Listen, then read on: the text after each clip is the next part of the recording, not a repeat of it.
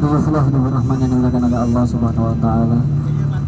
Alhamdulillah kita sudah tahu Padang Arafah. Tahu juga bukit yang ada di Padang Arafah, namanya Bukit Kasih Sayang.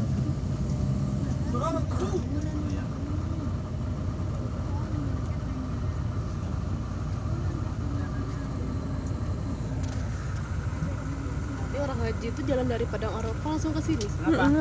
Mak.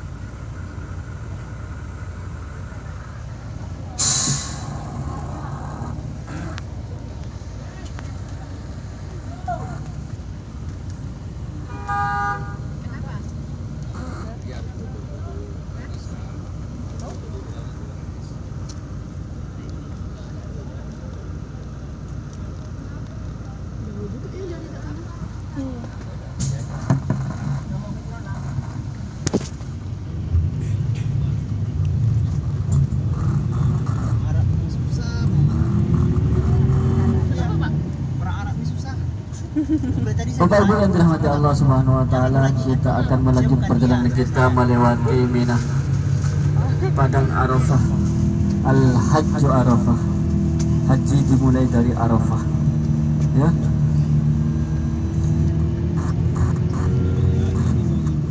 Dianjurkan bagi orang yang tidak melaksanakan haji pada tanggal 9 Dzulhijjah, dianjurkan untuk puasa hari Arafah. Puasa sunnah hari Arafah bagi orang yang tidak melaksanakan haji.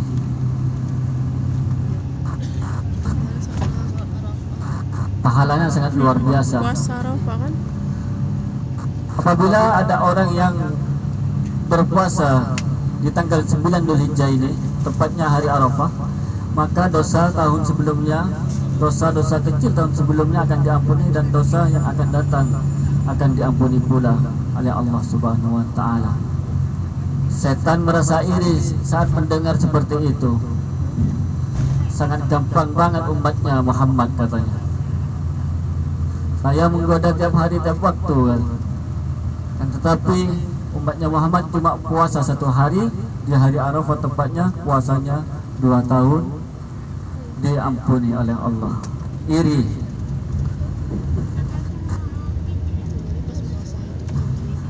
Kerjaan setan hanya menggoda, menyombongkan diri. Karena kesombongannya, setan diturunkan dari surganya Allah. Maka apabila ada manusia yang masih sombong sekarang, itu adalah temannya setan. Alhamdulillah.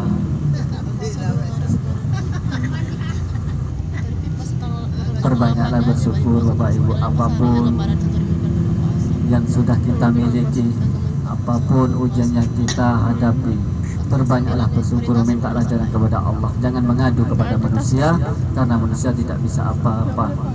Mengadulah kepada Allah di tengah malam, ketika 1/4 malam, bersujud, letakkan keningnya di lantai, dan minta jalan kepada Allah agar dimudahkan segala urusannya. Allah Subhanahu wa taala dan Rasulnya rindu kepada kita semua, kepada manusia semua rindu akan pertolongannya kepada kaum-kaum yang tidak punya. Bantulah apabila Bapak dan Ibu punya harta lebih, bantulah orang-orang yang lemah di sekelilingnya. Kita dipuji oleh Allah Subhanahu wa taala. Kuntum khairu ummah. Kalian adalah umat terbaik. Kalian adalah umat terbaik. Disitulah kalau kita tidak banyak-banyak bersyukur, maka kita malu kepada Allah Subhanahu wa taala. Kita sudah dipuji meskipun kita tidak tahu. Bapak Ibu yang dirahmati Allah Subhanahu wa taala, di Arafah ini orang semuanya memperkenalkan dirinya satu sama lain. Memperkenalkan pola pikirannya, memperkenalkan identitasnya, memperkenalkan fisiknya. Semuanya diperkenalkan oleh satu sama lain yang ada di Arafah tepatnya. Pada saat itu pula pada manusia ini mengharapkan keridhaan dari Allah Subhanahu wa taala, Sedangkan sekarang panasnya sudah mulai menggoda, apalagi saat bulan Dzulhijjah. Tidak ada ceritanya hari Arafah itu hujan. Ketika dari pagi hari sudah panasnya sangat luar biasa. Makanya orang bersedekah di sini ini di bahu jalan pun pakai mobil besar, kontainer, isinya air dan buah-buahan dan juga minuman yang agar memperkuat tenaganya para jemaah haji. Bapak Ibu yang dirahmati Allah Subhanahu wa taala, di sebelah kiri kita ada sebuah masjid yang molek yang sangat indah dipandang mata. Sekarang sudah di belakang ya. Itu kelihatan di sebelah kanan kita itu adalah masjid yang ada di Padang Arafah. Tapi tidak semuanya di Tanah Arafah. Itu hanya separuh saja, separuh di dalam Tanah Arafah, separuhnya bukan. Apabila Bapak dan Ibu ditakdirkan oleh Allah Subhanahu wa taala melaksanakan haji, mungkin ada di dalam masjid tersebut di saat hari Arafah, maka harus berhati-hati karena di sana enggak termasuk Tanah Arafah, separuh saja, separuh dari masjid itu Tanah Arafah, separuhnya bukan. Jadi apabila kita bertawaf keluar, berwukuf di luar Tanah Arafah, maka haji kita tidak sah, tidak termasuk wukuf, tinggal capeknya saja. Seperti ini suasana di Padang Arafah ya, tandus gersang. Akan tetapi orang semuanya mengorbankan semuanya, rela meninggalkan harta dan anaknya. Semuanya sudah tidak ingat dengan apa-apa. Semuanya yang sakit dikeluarkan dari rumah sakit bagi orang yang sudah mau melaksanakan haji. Dari rumah sakit sudah dikeluarkan, baik itu pakai roda, kursi roda maupun sudah berbaring, semuanya dikeluarkan menuju ke Arafah. Jadi masalah umur atau takdir kita kembalikan kepada Allah. Pihak rumah sakit mengeluarkan, dan di Arafah ini menyediakan sebuah rumah sakit untuk perawatan bagi orang yang sakit. Jadi semuanya mereka melakukan wukuf, baik yang sehat maupun yang sakit. Jadi Allah Subhanahu wa taala tidak memilih orang itu sehat maupun tidak sehat. Kalau sudah takdir berkata, maka semuanya akan kita bisa jalani.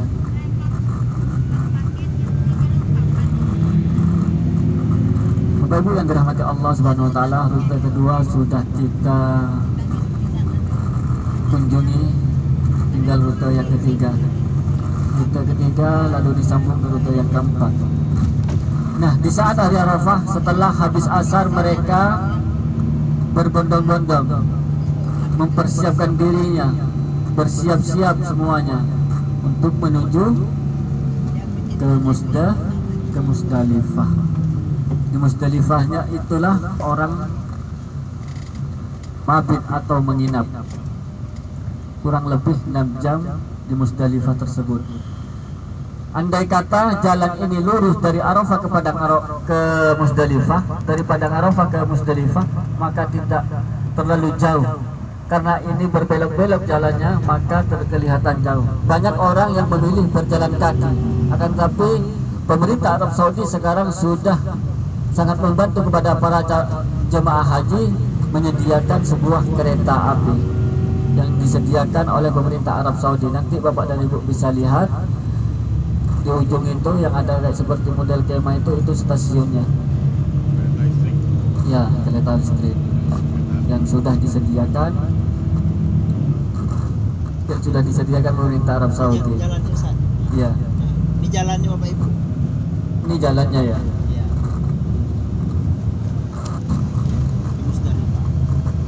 Banyak orang yang berjalan kaki karena macetnya luar biasa. Kadang-kadang sampai 5 jam atau 6 jam dari Arafah menuju ke Musdalifah ini. Setelah sholat maghrib, kemacetan sudah mulai. Jadi para mukimin tentunya yang di sini banyak yang memilih jalan kaki, bukan karena ongkos. Kalau ongkos tidak dipermasalahkan, karena macetnya yang sangat jenuh kalau di atas kendaraan. Di jalannya. Iya. Ini masjid yang tadi ya, di sebelah kiri kita masjid yang tadi yang bilang Masjid Namirah yang ada di Arafah. Separuh dari masjid tersebut adalah tanah Arafah, separuhnya bukan. Setelah di Musdalifah orang turun, sampai di Musdalifah orang turun dan bermabit di sana.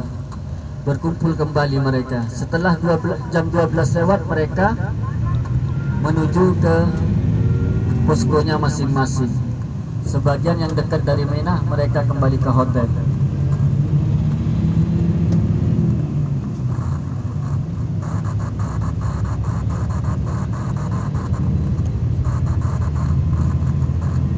Jangan tidur Bapak Ibu, masih lama perjalanannya, masih banyak ntar ya melewati Mina. Biar tahu Mina antara jaraknya dari Padang Arafah ke Mina itu sebenarnya dekat. Ini kalau kita lalui jalannya dari Musdalifah tadi yang beda itu, baiknya itu kita bisa lihat sendiri sekarang seberapa jauh dari Arafah ke Mina. Dan di Mina ini juga ada Mina tambahan namanya Mina Jadir.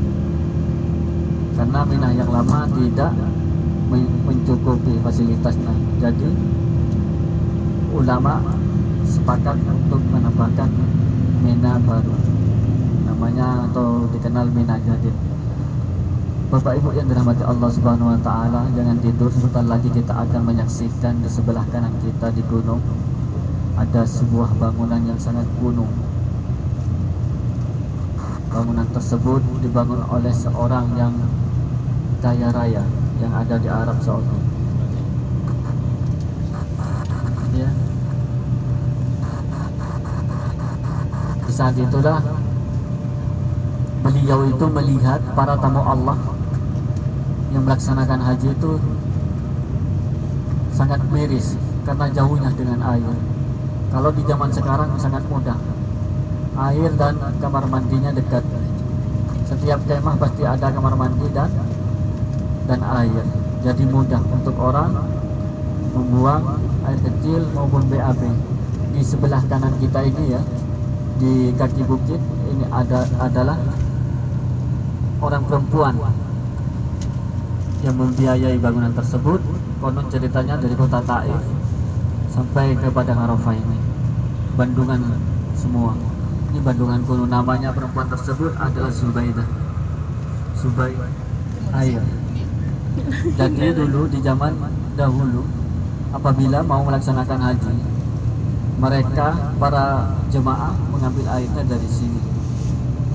Allahu a'lam tahun berapa itu.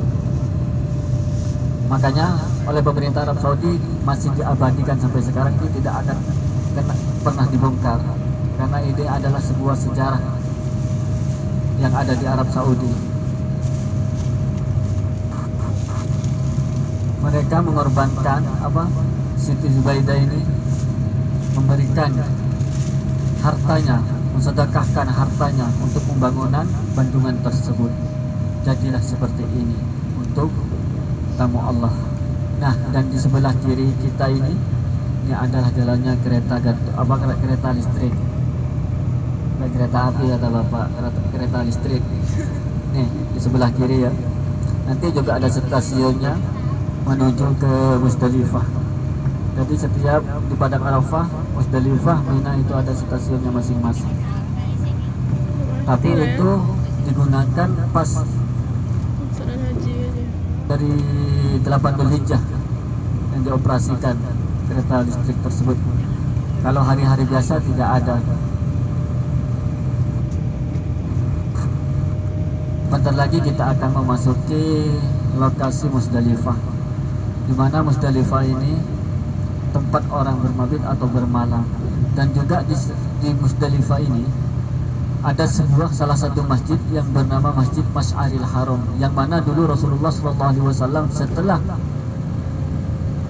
tenggelamnya matahari, Rasulullah bergerak menuju Musdalifah ini lalu berzikir, bermabit atau bermalam di Musdalifah, sebelum beliau bergerak dari Musdalifah, beliau solat sunnah dan solat subuhnya di Masjid Mas'aril Haram. Mas'aril ya, bukan Masjidil Haram, Mas'aril Haram yang ada di Musdalifah. Dan juga pemerintah Arab Saudi, para jemaah mengambil kerikil di Musdalifah tersebut, dan di sebelah kanan kiri ini adalah kerikil yang sudah disediakan oleh pemerintah Arab Saudi agar memberi kemudahan bagi jemaah yang untuk mengambil kerikil tersebut untuk melontar jumrah. Yang hitam-hitam ini adalah kerikil yang sudah disediakan oleh pemerintah Arab Saudi.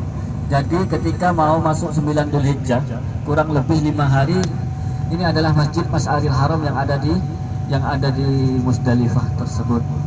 Bahkan disinilah tempat Abraha berkumpul untuk memasuki kota Mekah yang ingin menghancurkan Ka'bah. Ya, disinilah tempat perkumpulannya Abraha sebelum menuju ke Ka'bah. Akan tetapi Allah Subhanahu wa taala tidak mengizinkan mereka kembali dan banyak terbunuh. Allah Subhanahu wa taala mengirimkan burung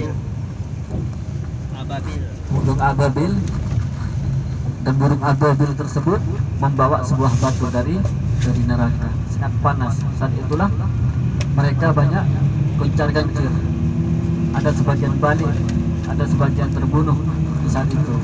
Bapak Ibu yang dirahmati Allah Subhanahu wa taala, dari Musdalifah ke Mina tidak terlalu jauh, amat dekat. Ini adalah kerikil ya, di sebelah kanan kiri. Jadi semua para jemaah mengambil kerikil dari Musdalifah, setelah itu dibawa ke tempatnya masing-masing. Batu granit.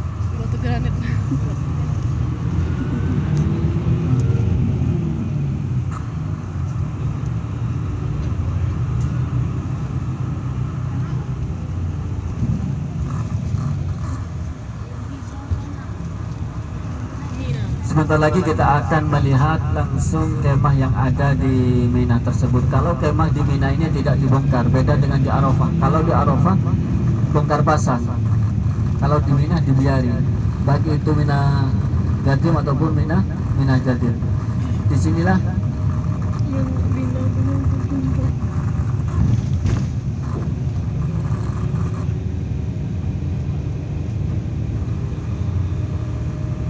di Mina Jatim ini yang sangat dekat oleh Musdalifah. Dan juga di Mina ini pernah terjadi kebakaran sehingga memakan korban. Setelah kebakaran terjadi, ini di depan ya, ada jemaah-jemaah ini udah memasuki Mina baru. Setelah kebakaran terjadi, setelah itu tahun yang akan datangnya sudah diganti oleh anti bakar kemah tersebut. Jadi insya Allah tidak akan terbakar, dan juga AC-nya masih tetap utuh di tempatnya, tidak pernah dirubah, tidak pernah dibongkar, melainkan ini menetapkan beda dengan di Arafah. Kalau di Arafah bongkar pasang.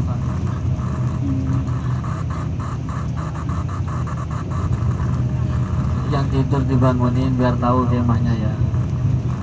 Ini di Mina di sebelah kanan ya, kanan kiri ini adalah kemah tempat di mana orang menginap selama 3 hari 3 malam di Mina ini. Kita tidak turun, hanya melewati saja. Nanti di depan ada salah satu toko yang sangat kecil. Kalau kita tidak melihat kecil-kecilnya kayaknya tidak nampak. Kita harus siap-siap untuk melihat Jabal Kurban. Ada sebuah toko di mana dulu Nabi Ibrahim, karena kesombongannya, maka Allah Subhanahu wa taala menguji beliau, memerintahkan untuk anak yang disembelih, Nabi Ishak. Nabi Ishak ya yang mau disembelih. Nyoba, berarti masih bangun, berarti kalau masih ramai masih bangun kompak. Takut ketiduran aja, saya kan nyoba Nabi Ishak gitu. Nabi Ishak putranya Nabi Ibrahim juga, dari istri Sarah, Ya, istri pertama. Istri yang kedua adalah Hajar yang berasal dari Palestina. Kalau Siti Sarah dari Babilonia, Irak. Ya. Jadi dari Babilonia tidak, sebelum itu masih belum ada Islam. Belum ada. Setelah Rasulullah mendapatkan wahyu, beliau menginjak umurnya 40 tahun. Mari Bapak dan Ibu kita saksikan sebentar lagi di sebelah kiri, jangan ngomong terus deh. Sebelah kiri. Sebelah kiri ya. Tuh, sebutannya sebelah kiri. Di atas bukit. Di atas bukit ada sebuah tugu putih yang amat kecil. Sebelah kiri. Apabila mau mengabadikan dipersilahkan, monggo. Kecil. Ya itu ya, Ya, itu kecil. yang kecil ya. Situ Nabi Ismail dulu disembelih oleh Nabi Ibrahim. Yang mana? Tuh, tuh. Di mana dulu Nabi Yang kecil Ismail itu berikan di atas bukit mau itu ya? disembelih oleh ayahnya sendiri. Akan tetapi Nabi Ismail tidak merasa dendam kepada ayahnya, karena ini apa? Berkata Nabi Ibrahim kepada anaknya, ya bunayya, wahai anakku, saya terdapat mimpi 3 hari berturut-turut bahwa saya disuruh menyembelih kamu. Kenapa kok mau disuruh menyembelih kamu? Karena Nabi Ibrahim ini sempat takabur dan sombong kepada Allah Subhanahu wa taala. Berkata kepada sahabatnya, jangankan cuma harta saya yang diminta oleh Allah, jangankan cuma harta saya yang mau diambil oleh Allah Subhanahu wa taala, anak saya pun saya akan. Sebelum itu Nabi Ibrahim ini belum punya keturunan. Kurang lebih umurnya 90-an, beliau dapat keturunan anak yang bernama Nabi Ismail alaihissalam. Nah, disitulah ketika Nabi Ibrahim ini mulai condong hatinya ke anaknya, maka Allah Subhanahu wa taala menguji beliau, karena Allah Subhanahu wa taala tidak mau diduakan, agar Nabi Ibrahim ini memang benar-benar fokus. Karena Nabi Ibrahim ini yang tidak pernah percaya siapa yang menciptakan langit dan bumi, sedangkan ayahnya menyembah bahala di Babilonia, menyembah bahalanya. Bahkan saat itu,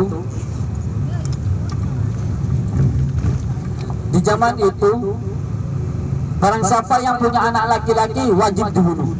Kata siapa?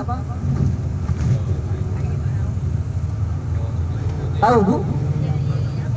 Tidur ya? Ya tidur. Kata siapa? Masih sibuk masing-masing sekarang, masih menyaksikan suasana di Mena. Penginapan Indonesia nanti Bu, Nanti datang. ada bagian masing-masing semuanya. Indonesia ini paling minggir. Ya, Paketnya murah. paketnya itu. Karena bertahun-tahun nunggunya. Hajinya murah. Jadi paling belakang. Kita taruh di belakang nanti. Tengok ya sebelah kanan. Nih, kalau dilihat dari atas, Kanan. jembatan sangat indah di sebelah kanan. Kanan masuk. Dan di sebelah kiri ini adalah tempatnya di mana orang melempar jumroh. Nih, lempar jumroh di kiri. Ya, lempar jumroh. Ya. Ayo foto. Balapan foto ke sebelah kiri, ke sebelah mana? Kirinya, ke sebelah kirinya di video. Ya, di dalam lempar jumrohnya. Jadi juga di Mina ini bukan sembarang nginap. Jadi dari kemah dari sana juga pergi ke sini karena ada perbatasannya antara Mina, tanah Mina dan bukan. Apabila kita nginap di luar Mina, maka kita tidak sah juga nginap kita. Jadi di sana itu ada perbatasan yang di atas agak